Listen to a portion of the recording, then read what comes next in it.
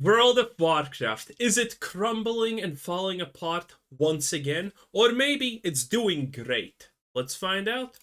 I'm going to jump right in with something that's so juicy. With a sample of over 1 million World of Warcraft accounts, 4% own the mighty Caravan Brutosaur from Battle for Azeroth. In just over a month, 5% of that same sample of accounts own the Traders Gilded Brutosaur. To be exact, that is 5% of 1,158,950. That's a lot of money. 52 accounts at $90 a pop. That is $104,350,680. That's a lot. I am not surprised in the slightest. Because World of Warcraft is theoretically at its actual most dangerous place that it has ever been. And that is apathy. Because the described outcome as apathy is only one, and it cannot be changed. And that is just quitting the game. If you love the game, you're going to be active and play it. If you hate the game, at least you're thinking about it and there's a chance that you continue playing it because you're bored or whatever. But the moment apathy sets in, it's over. It's over. The guaranteed without question outcome of apathy is people leaving and not playing the game. Anything that apathy swallows is just going to be forgotten. That's how it works. And World of Warcraft is dangerously close to that. Because retail is. Not all of World of Warcraft, but retail definitely is. People who are playing retail are either super tryhards, and they do all of the endgame dungeons and whatnot, and they have a reason to play, that's fine. Or they're bored, they have nothing else to play. And the moment these people stop caring about the game, it's gonna be over.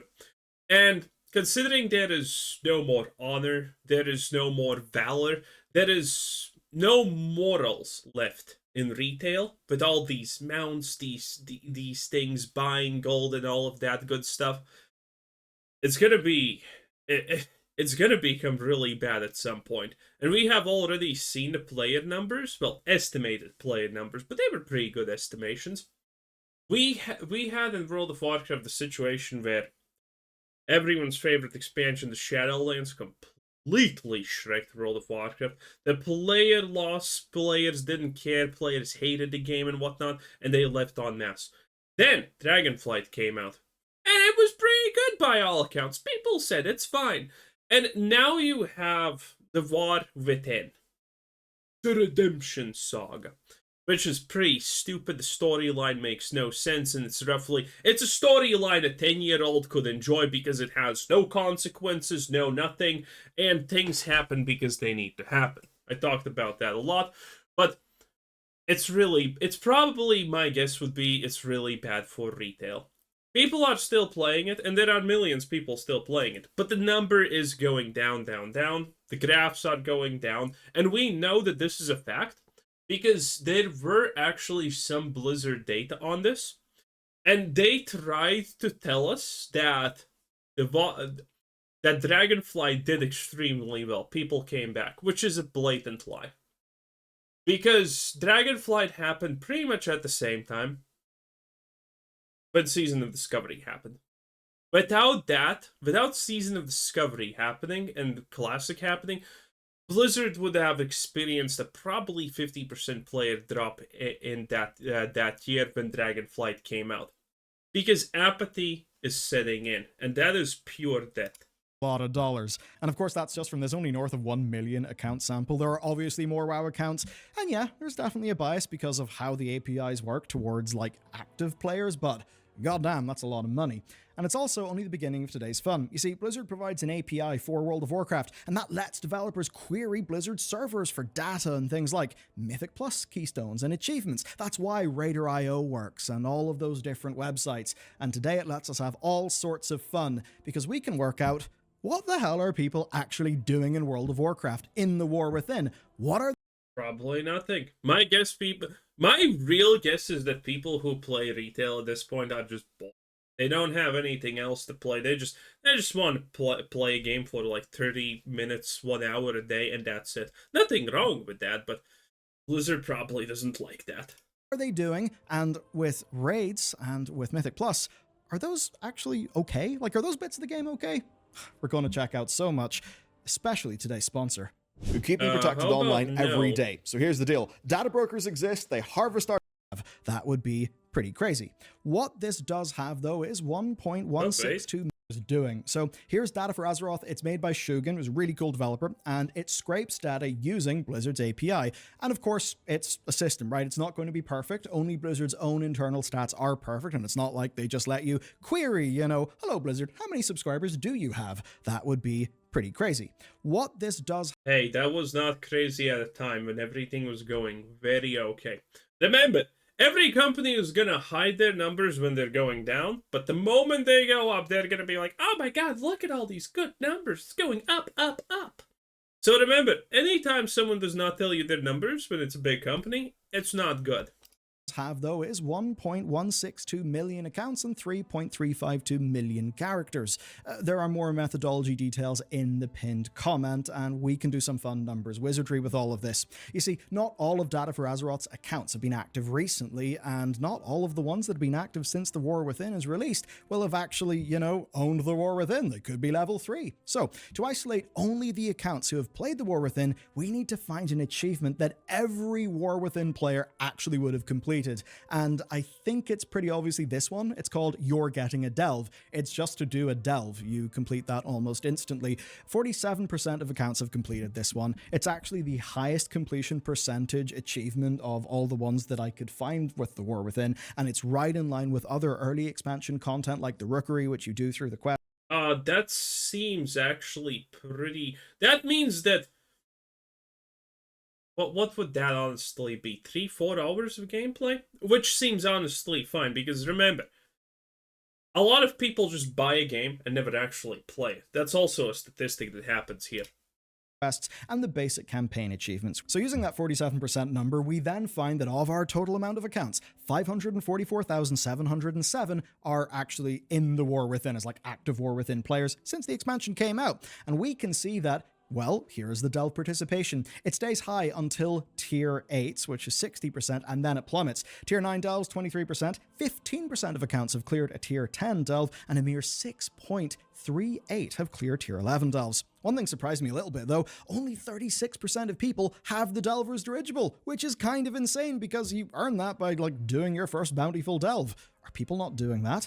But if you dig deeper, you actually see it's not that completely insane. Some people actually had problems getting that quest to trigger, seemingly because it would only trigger after the beginning part of the endgame campaign. Also in the Delve achievements, Zakvir fell to 26% of the active accounts, and his double question mark hard mode was cleared by only 4%. Let's touch on the raid basics then. 49% cleared all of the bosses on any difficulty, 15% cleared all on heroic, and 17 got ahead of the curve. And that does mean that a few of you were a little naughty and you got a kill of Ansarak heroic, but not every single other boss. But it's okay, I won't tell on you. Hopping over to Mythic Plus then, well, 45% did a Keystone Dungeon, 30... Oh, so you can skip. I was wondering how the hell is that possible. Okay, makes sense. 2% got to 1500 rating, 25% reached KSM, and 11% got Keystone Hero. But you know what's real interesting? World content. I mean, how do you quantify that? How do we work that out? Well, what we can do is look at the renown stats, I think. So all of this is actually not too interesting. It's all pretty much falling in line with the human baselines. And what I'm talking about here is, well, it's actually not that hard to explain. There is a certain percentile of people that do certain things. You know, there's it's effectively the casuals, the raiders, and the top tier players. And there's always going to be a certain amount of split between those people. A great example of this, to explain it super easily, is achievement hunters, or whatever they're called. The people who have the hardest achievement in the game. They will always be roughly, well, unless the achievement is ridiculously takes days to grind, maybe it's going to be at 0 point something percent. But typically all the hardest achievements, or even getting all the achievements, are going to be done like something like 1% of players. The hardest things ever. You know, 1 to 2 to 3 to maybe 4% of the players. So these statistics pretty much never honestly change too much. If we would go through all of World of Warcraft's history, The thing that would change the most would be the most easiest forms of content, how accessible and where Blizzard puts it, so people do it. But the end game stuff will always be roughly at the same percentile every expansion for every kind of activity. It's roughly always going to be the same. That a few of you were a little naughty and you got a kill of Ansarak Heroic, but not every single other boss. But it's okay. But you know what's real interesting? World content. I mean, how do you quantify that? How do we work that out? Well, what we can do is look at the renown stats, I think. So for the Hallowfall Arathi, 26% of you hit renown 15 and only 6% hit renown 25. The hell is renown 15 and the hell is renown... Are you telling me there's different parts of the story that you... Well, how does this even work? I don't understand. And it's similar with the rest of them, with, say, 26 and 5%, 20... Oh, and by the way, here you can see, these are obviously... this last one is the hardest, and again, it's right there, 1 point whatever, 2, 3, maybe up to 4. Again, all these statistics will typically always be the same, because we're talking about massive numbers of people, and massive numbers of people in general always do a lot of things similarly, if given the pure freedom to do so. So, again, the people who got the Delvers, the Light, or whatever the hell that is roughly the equivalent of people just, playing the average game for 3 hours if it's, another AAA release or something like that. Great example of this is Starfield. The first achievement that you get in the game, it's like get level 5 or 10, which requires literally like 3 hours-ish of gameplay. Got gotten by roughly like 40 or 50% of players who played the game. And then there was like, finish the main, not the main story quest, but finish the early thing, which is the tutorial, which is 80%. And that's typically more or less average and the same for almost all games.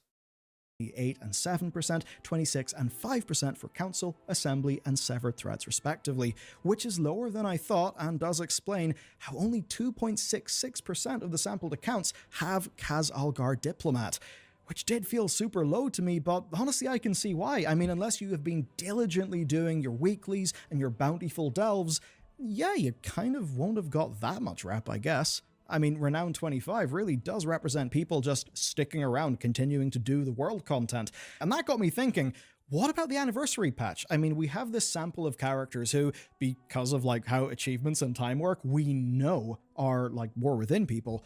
So how many of them have actually done the anniversary event? That's where it's actually kind of interesting. 29% of sampled people have defeated a Tanaris world boss, 10% completed the entire Blackrock Depths raid in any difficulty, and 18% got 100 tokens, thus opening ungated token earnings. All kind of interesting, right? And so far, these are curious to me, but do you know what they actually open up as far more important? No? We can track, with this cohort of players, expansion-wide retention of all the accounts that have done a tier 1 delve in this sample, right? Yes, that we can technically do, but we already know what's the outcome gonna be of this, because this is not a unique thing to World of Warcraft. Something that any War Within account would have completed. How many, well, got a given patch 11.2 achievement? That's actually fascinating. But of course, it's not all for today. And for the next bit, gonna hop over to the other set and...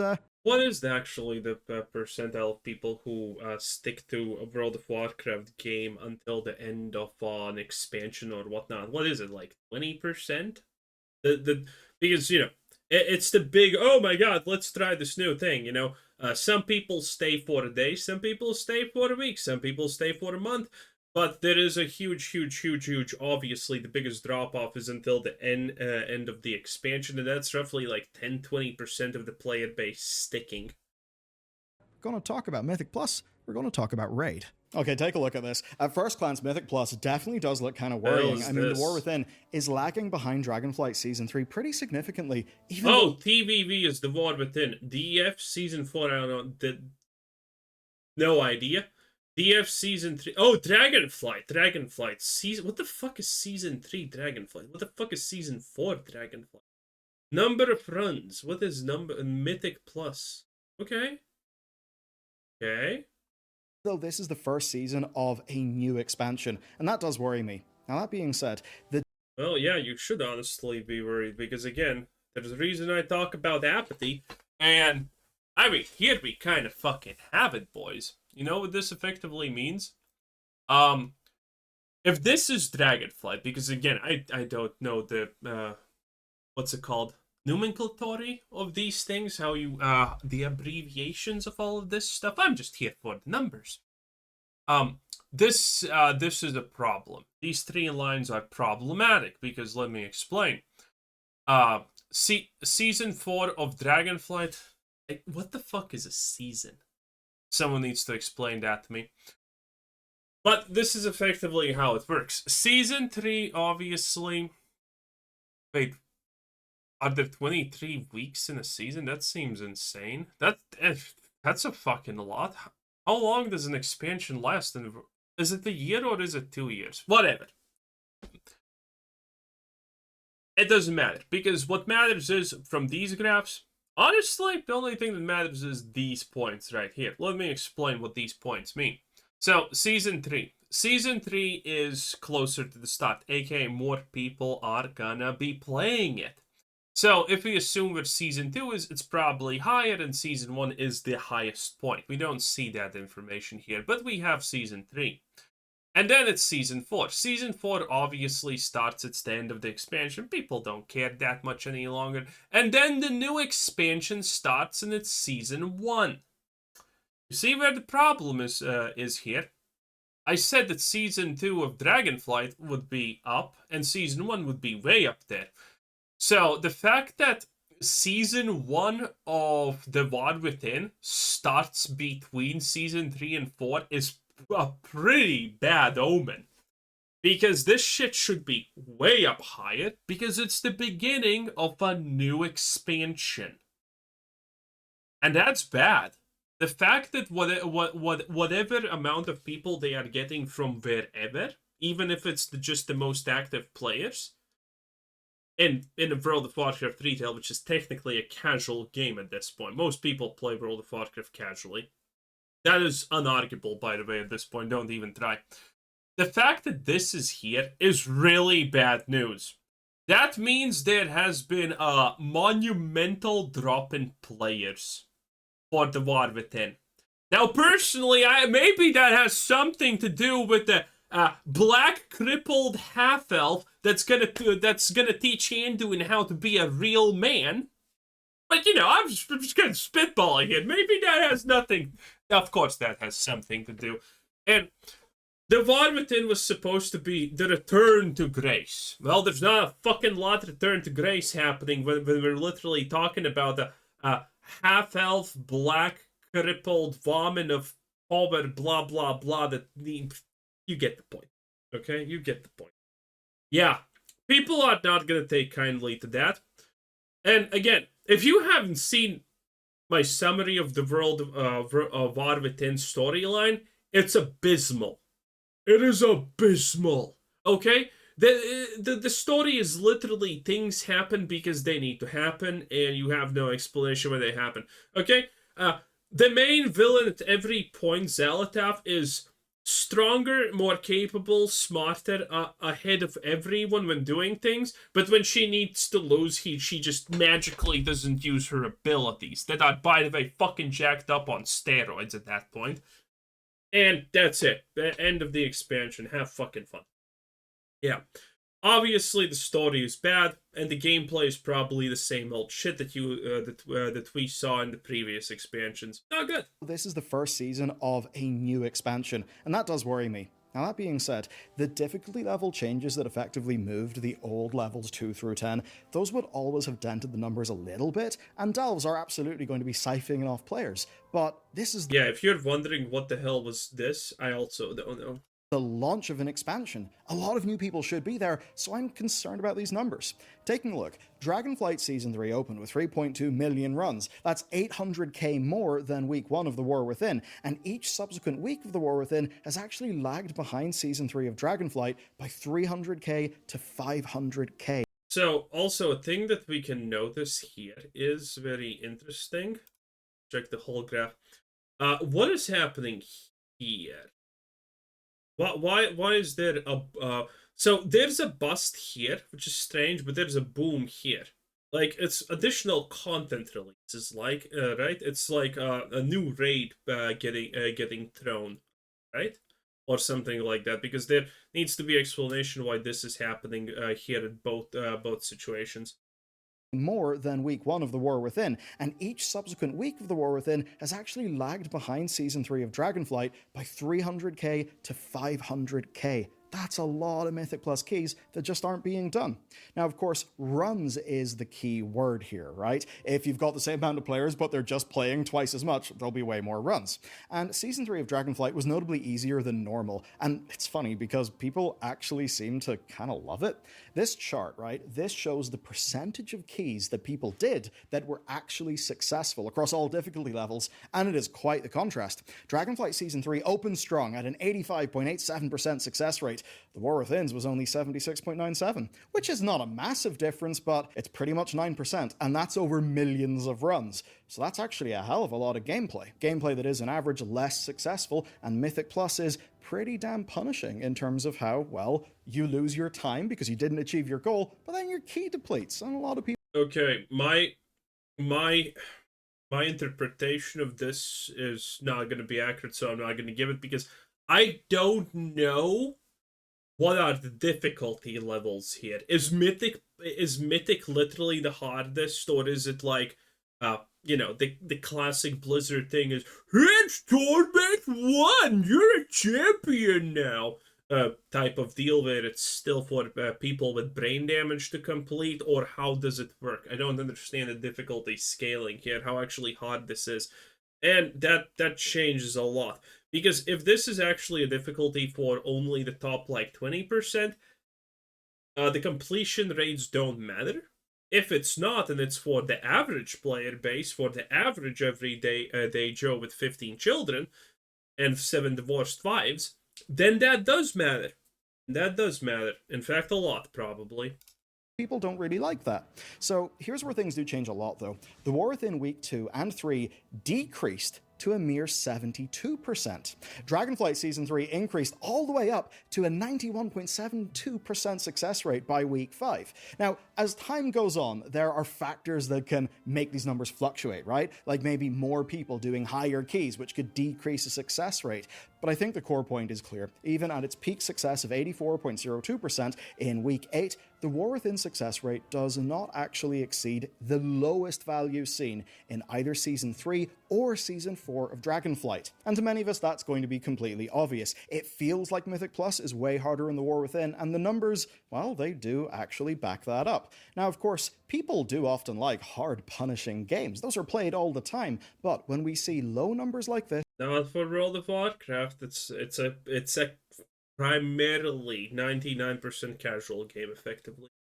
At the launch of an expansion, it shows that perhaps it's not just the difficulty, it's the overall formula that doesn't seem to be working for players right now. But okay, this is overall... Well, with the amount of diarrhea happening on screen right here, yeah, fuck me. That doesn't seem to be working for players right now. But okay, this is overall numbers. Let's try to zoom in to the per dungeon level. Looking at this, we see the number of runs and the in-time ratio, and a very, very clear pattern. The shorter dungeons with higher completion rates are the ones that players choose to run more than the slower ones with lower completion rates. Indeed, the top 3 What if the completion rate is is tied to the duration of the dungeon, and people just don't want to...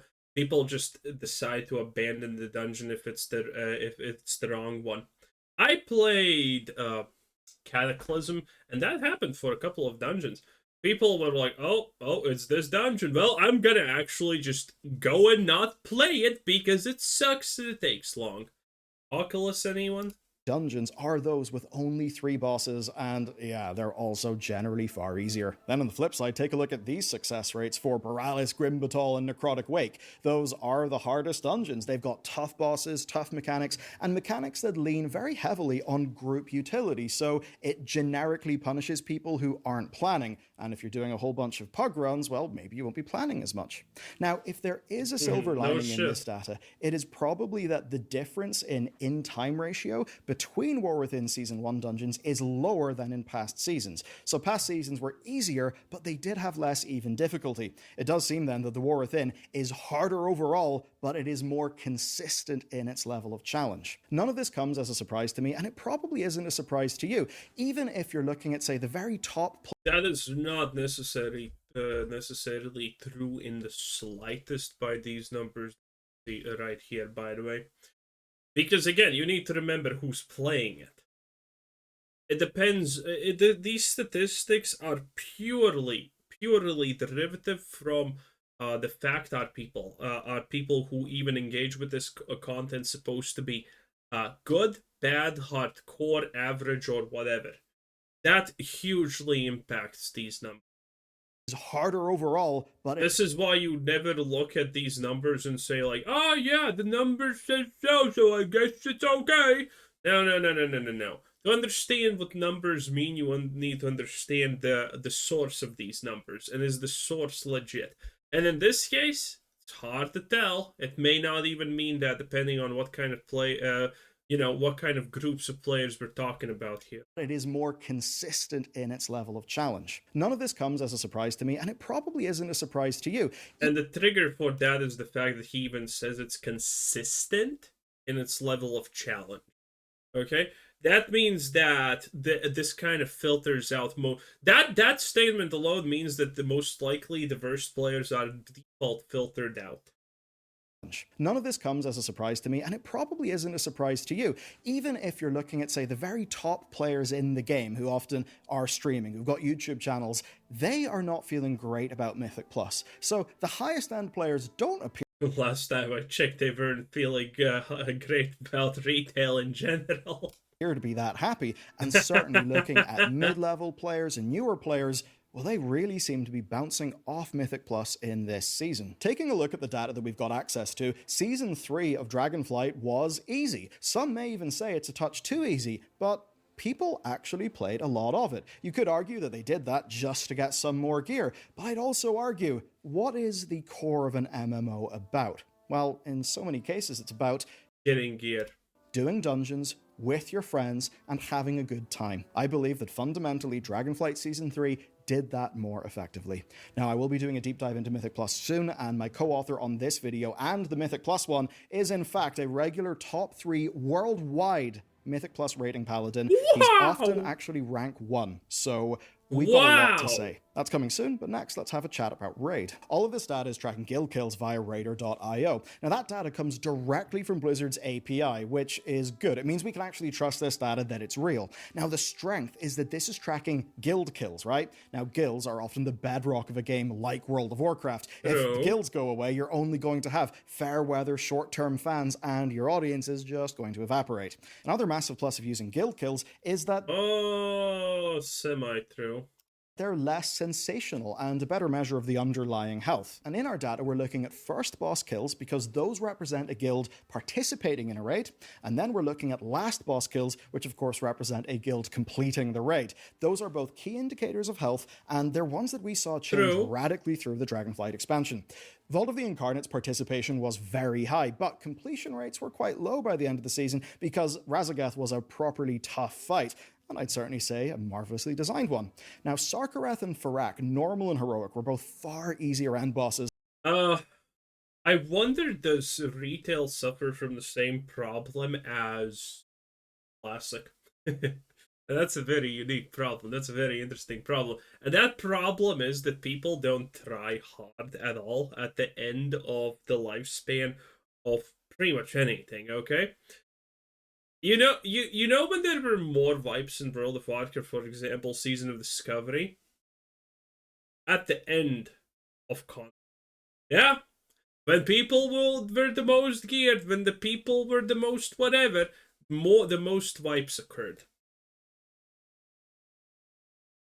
Because people just don't want to try any longer. People skip mechanics, people skip this, people skip that. It's just people don't want to try hard. And yeah, that is a very contributing factor. And that is reflected in this data, the completion rate, which is basically just what are the percentage of the people who did a first boss kill who ended up getting a last boss kill.